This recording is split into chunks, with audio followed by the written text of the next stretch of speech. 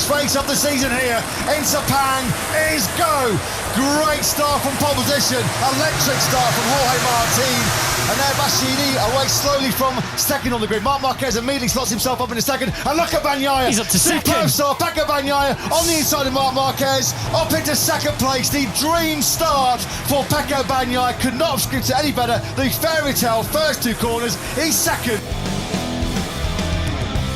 Martin's got the hammer down here early on, a 1:59.634 for the poleman and your race leader. Martin, to be fair to him, is running a pretty electric pace at the front of this Grand Prix. There he is on the 89 bike into turn number 4. Yellow's out in sector 2, so someone, as we could hear, has gone down. It's Jorge Martin, according to our time screens. It is Martin, the leader out. A gift. What a gift then for Pecco Bagnaia, because he would potentially win this Malaysian Grand Prix. Jorge Martin then with a 1.2 second lead on lap number 7, and he goes out. Martin then won't convert pole position here into a race win in Sepang.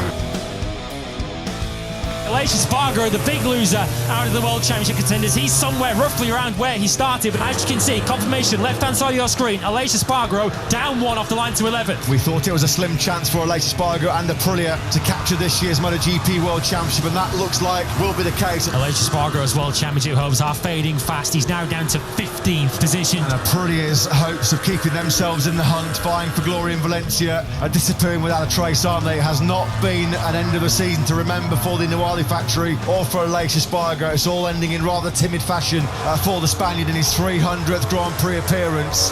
15.5 seconds he started this lap 17 off of the front running pace. Aleix Espargaro in a lowly 11th place right now. It's over for Aleix Espargaro. Quartararo's not had a bad start either. I think he's up in 6th behind his teammate Frankie Morbidelli. So the top teammate of the championship did start going forward. Quartararo's leaving it late to find up the inside of his teammate Franco Morbidelli.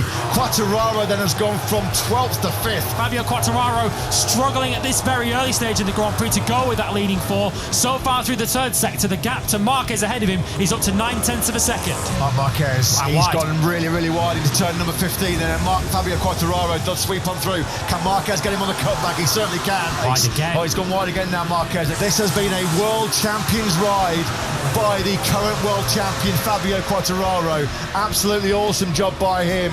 It's imperative though that Fabio Quartararo clings on to this third place. If he slips behind Bezzecchi, it is game over in the championship. The tension is palpable. Fabio Quartararo riding like a devil. He's called El Diablo. That translates to the devil. What a performance by the world champion right now. Fabio Quartararo keeps his famed title hopes alive with an outstanding ride to third place. A world champion's ride from the world champion, despite the pain of that broken middle finger on his left hand. Bagnaia coming under big pressure here early on from his future factory Ducati teammate Enea Bastianini. Bastianini will rightfully say, I'm still in the World Championship battle. At this stage of the Grand Prix, there was almost contact there between Bagnaia and Bastianini. Bastianini trying to find a way through, but he knows he has to make it clean. Well, at the moment, it does look like at this stage, the early juncture of this Grand Prix, that Bastianini has the better speed than Pecco Bagnaia, but you just know that he can't take the risk. This would be the most spectacular own goal in Grand Prix history, wouldn't it? Akin with the Dani Pedrosa and Nicky Hayden moment for Epsilon in Portugal in 2006. If the Bastianini was to do anything to disturb or worse, wipe out Pecco Bagnaia, to say that that won't go down too well in Bologna would be the understatement of the century, wouldn't it? Bagnaia almost coming to grief there with Bastianini. Ducati will not enjoy seeing Bastianini this close behind Bagnaia. These two have had some battle royales, haven't they? How close was that? Super tight there as Bastianini closed on the brakes into that final corner. Oh, he's through. He's gone through. There was a consultation there, wasn't there, between Davide Tardozzi and Paolo Ciabatti, and the beast has gone through the non-Bagnaia up the hill into turn number 4 on the brakes, and Bastianini then does now lead.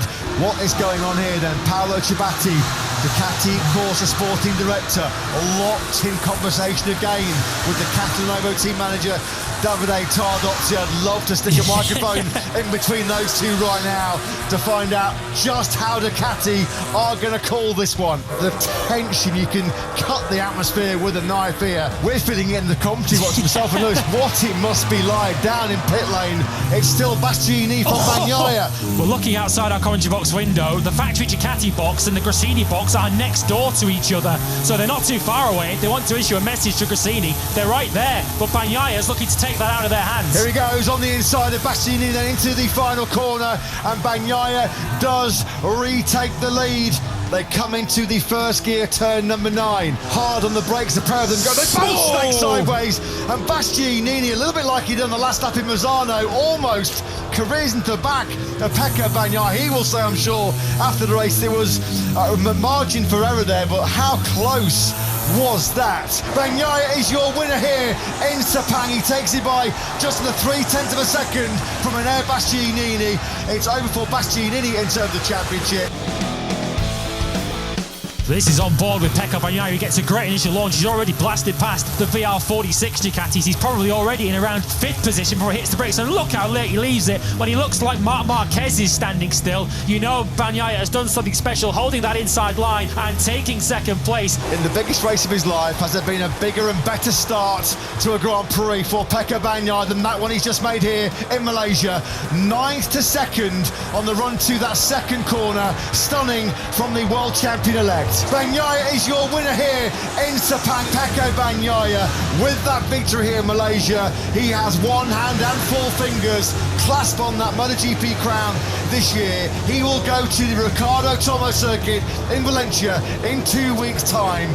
23 points clear of Fabio Quartararo in the World Championship. Great respect shown between the man who still sits on top of the throne in 2022. A magnificent 7th victory for Pecco, who has one hand on the MotoGP World Championship as we get set for the decider in Valencia.